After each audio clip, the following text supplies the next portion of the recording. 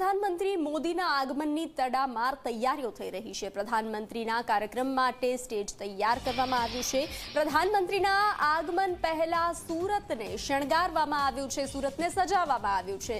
શહેરના સર્કલને થીમ સાથે સજાવવામાં આવ્યું છે। સાથે આજે સાંજે સુરતમાં પીએમનો ભવ્ય રોડ શો યોજાશે, તેને લઈ અને તૈયારીઓનો ધમધમાટ હાથ ધરવામાં આવ્યો છે। સુરતમાં પ્રધાનમંત્રી મોદીના આગમનની તડામાર તૈયારીઓ ચાલી રહી છે। પ્રધાનમંત્રીના કાર્યક્રમ માટે ભવ્ય સ્ટેજ તૈયાર કરવામાં આવ્યું છે, તો પ્રધાનમંત્રીના આગમન પહેલા સુરતને સજાવવામાં આવ્યું છે।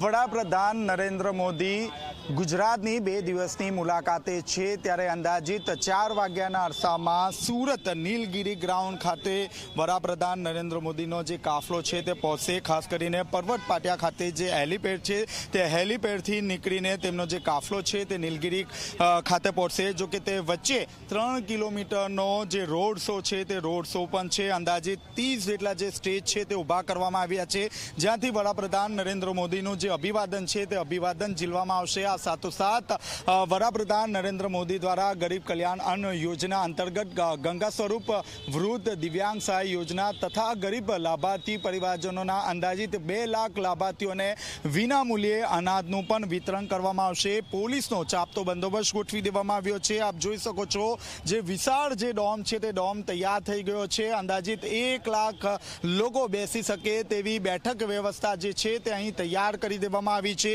રોડ શો પત્યા બાદ દેશના વડાપ્રધાન નરેન્દ્ર મોદી નીલગિરી સ્થિત જે કાર્યક્રમ સ્થળ છે તે ત્યાં પહોંચશે અને વિવિધ જે યોજનાઓના જે લાભાર્થીઓ છે તેમાં વિતરણ પણ કરશે। આ સાથોસાથ આ કાર્યક્રમ પૂર્ણ કર્યા બાદ દેશના વડાપ્રધાન નરેન્દ્ર મોદી સુરત સર્કિટ હાઉસ ખાતે રાત્રિ રોકાણ કરશે, જેમાં વિવિધ જે ઉદ્યોગપતિઓ ભાજપના ટોચના જે નેતાઓ છે તેમની સાથે બેઠક કરે તેવી પૂરેપૂરી શક્યતા હાલ જોવા મળી રહી છે। આ સાથોસાથ આવતીકાલે વહેલી સવારે એટલે કે 11 વાગ્યાના અરસામાં દેશના વડાપ્રધાન નરેન્દ્ર મોદી ફરીથી નવસારી જવા રવાના થશે। નવસારી ખાતે પણ એક વિશાળ જે જાહેર સભાનું જે આયોજન છે તે કરવામાં આવ્યું છે।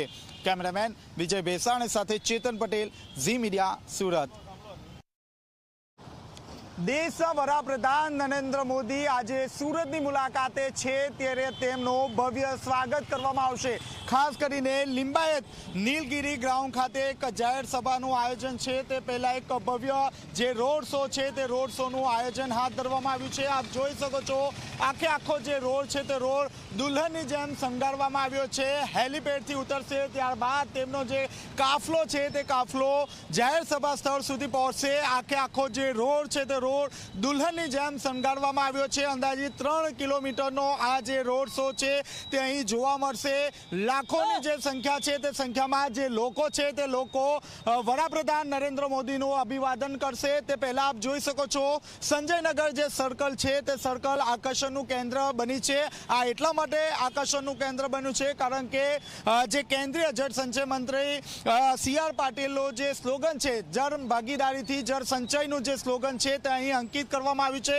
આખી જે થીમ છે તે થીમ આ સર્કલ ઉપર ઊભી કરવામાં આવી છે। સાથોસાથ દેશના વડાપ્રધાનની પ્રતિકૃતિ જે છે તે અહીં મૂકવામાં આવી છે। કેચ ધ રેન વિવિધ જે સ્લોગનો છે તે સ્લોગનો અહીં અંકિત કરવામાં આવ્યા છે। દેશના વડાપ્રધાન નરેન્દ્ર મોદી જ્યારે અહીંથી પસાર થશે ત્યારે તેમની નજર જરૂરથી આ આકર્ષણ રૂપ જે પ્રતિકૃતિ જે છે તેના પર પડશે। આખા જે સર્કલો છે તે સર્કલો પર આ રીતે વિવિધ જે થીમો છે તે થીમો બનાવવામાં આવી છે। 30 જેટલા જે સ્ટેજો છે તે તૈયાર કરવામાં આવી છે। 26 રાજ્યોના અલગ જે લોકો છે તે પોતાની જે સંસ્કૃતિ છે, પોતાની જે આગવી જે ઓળખ છે તે ઓળખથી જે વડાપ્રધાન નરેન્દ્ર મોદીનું અહીં ભવ્ય સ્વાગત કરવા માટે થનગની રહ્યા છે। કેમેરામેન વિજય બેસાણી સાથે ચેતન પટેલ, ઝી મીડિયા, સુરત।